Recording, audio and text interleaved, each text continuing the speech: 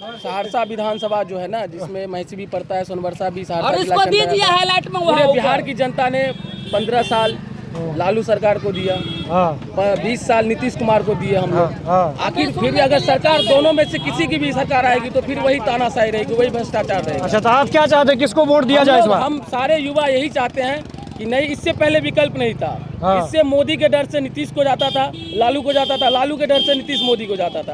और नीतीश कुमार जो है वो पलटू चाचा है, उसको बहुमत भले किसी को भी आए लेकिन उसको कुर्सी चाहिए।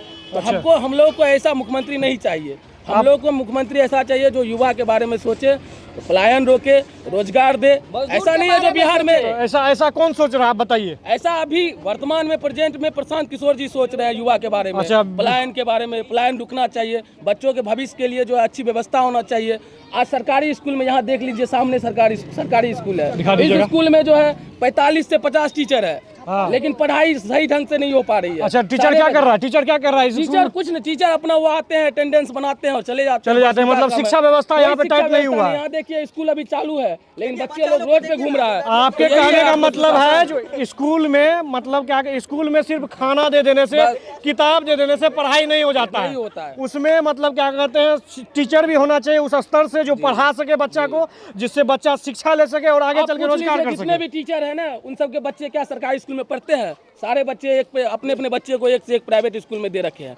और गरीब का बच्चा इस सरकारी स्कूल में खिचड़ी की वजह से, प्रोत्साहन की राशि की वजह से, लेकिन पढ़ाई नहीं होती है। क्योंकि जब सरकार ने इतना व्यवस्था किया है, 45-50 टीचर एक मिडिल स्कूल में दिए हैं, तो उस तरह से उसका सिस्टमेटिक ढंग भी होना चाहिए ना, पढ़ाई का भी ढंग होना चाहिए ना, सिस्टम होना चाहिए ना। लेकिन ये सब कुछ नहीं है। तो हम लोग सिर्फ यही चाहते हैं, सारे युवा, जो हम लोग इस बिहार में बदलाव हो, नया सरकार बने, जनस्वराज का सरकार बने और परिवर्तन हो। मतलब क्या कहते हैं, और क्या कहते हैं, यहाँ के जो मजदूर क्लास के व्यक्ति हैं वो कहीं भी बाहर जाते हैं तो अभी का भटके नहीं। प्रेजेंट का आप ले लीजिए कंडीशन, छठ पूजा बीता है, छठ पूजा में इतनी गाड़ियाँ, नरेंद्र मोदी जी बोले, केंद्र सरकार बोले जो 12,000 ट्रेनें देंगे, लेकिन उन्होंने कितना ट्रेनें दिया न, फिर भी जबकि हमको सुनने में आया है जो बिहार में जो भी ट्रेन दौड़ता है वो या तो क्या कहते हैं कर्नाटक से जो रिटायर हो जाता है ट्रेन, या फिर मुंबई से जो रिटायर हो जाता है उसको बिहार में दौड़ाया जाता है, जिसका कोई अस्तित्व नहीं है। उसके बाद इस बीच में हम सुने हैं जो महाराष्ट्र में भी क्या कहते हैं बिहारी को बिहारी कह के मारा गया। मैं खुद महाराष्ट्र में, मान लीजिए हमें गर्व होता है, मैं अपना नाम बिहारी भैया जी रखा हुआ क्योंकि मुझे गर्व है, मैं बिहारी हूँ, लेकिन वहाँ बिहारी गाली के तौर पे दिया जाता है। इस बात पे आप क्या कहना चाहते हैं? इस बात पे तो जिस टाइम ये वहाँ पे हम महाराष्ट्र में रहते हैं, महाराष्ट्र में जो सिचुएशन है वहाँ पे बिहारी को जो है बहुत ही मतलब दूसरे नज़र से जो है देखा जाता है। वहाँ पे बिहारी बोल के जो है गाली देता है। वहाँ पे हम लोग तो यहाँ अपने बिहार में जात पात की राजनीति करते हैं, लेकिन यही चीज़ नहीं होना चाहिए, जात पात की राजनीति। अच्छा, आप जाति पाति से ऊपर उठ के आप जनस्वराज को वोट कर रहे हैं और क्या कहते हैं यहाँ पे रोजगार ला रहे हैं। हम उनके विचार पे, उनकी धाराओं पे जो है हम लोग युवा जो है उनको सपोर्ट कर रहे हैं। अच्छा, तो हाँ भैया की कई जनस्वराज दिया ना यहाँ जितने भी कार्यकर्ता हैं ये सभी। तो आप भैया क्या कर रहे थे तभी जनस्वराज के बारे में? जनस्वराज हम यही कहते हैं कि हमारे विधायक बदला जाए। अच्छा, और हमारे आप बिहार का बात कीजिए।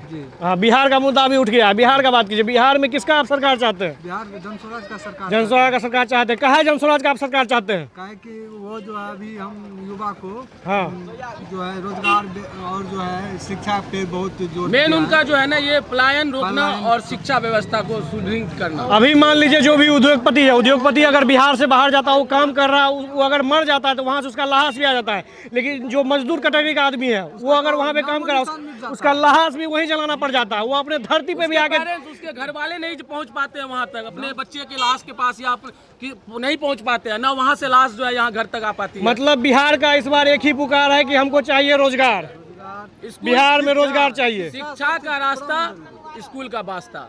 यही एक हम लोग का युवा का नारा है। बस शिक्षा पे और पलायन पे हम लोग को प्रशांत किशोर जी को सपोर्ट कर रहे हैं हम लोग।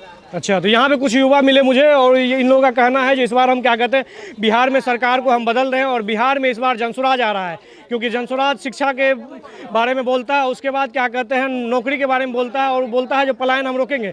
इसीलिए हम क्या कहते हैं बस्ता छाप को वोट देंगे और प्रशांत किशोर को इस बिहार का सीएम बनाएंगे। तो आज का वीडियो यहीं तक, तब तक के लिए जय हिंद, हर हर महादेव, जय श्री राम। मिलते हैं आप लोगों से अगला वीडियो में। भारत माता की जय।